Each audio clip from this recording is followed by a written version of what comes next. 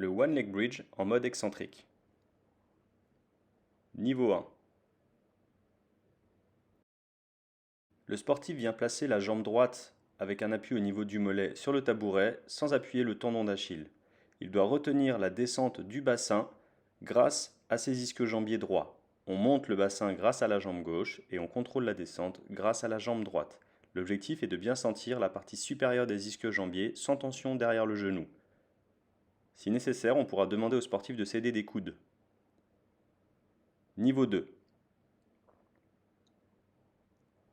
Le sportif effectue le même atelier, mais cette fois, la position d'appui est située au niveau du talon droit. On demande au sportif de contrôler l'amplitude complète et principalement la position haute, et de contrôler toute la descente sur une vitesse qui sera décidée par le thérapeute. Si le patient commence à sentir une tension vers le genou, il faudra s'arrêter ou adapter l'exercice. Niveau 3. Le patient effectue le même atelier dans une sangle de suspension afin d'augmenter la difficulté. On pourra débuter avec les bras au sol pour vérifier que le patient ressent bien la bonne zone de tension. Effectuer le même exercice avec une légère flexion d'environ 20 degrés au niveau du genou. Cette flexion devra rester constante au cours de la descente.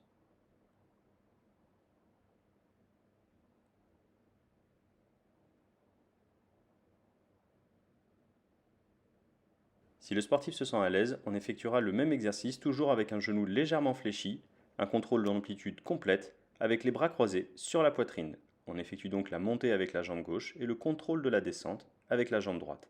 La sensation doit bien rester sur la partie supérieure des ischio-jambiers.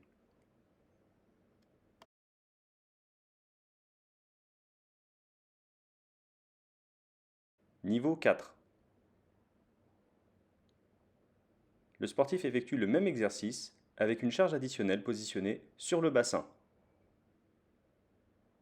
L'objectif est toujours de contrôler, à partir d'une montée effectuée par la jambe gauche, l'ensemble de l'amplitude. On constate sur cette vidéo que le sportif commence à fatiguer et présente des difficultés à garder le contrôle dès les premières amplitudes. Il faudra donc baisser de niveau.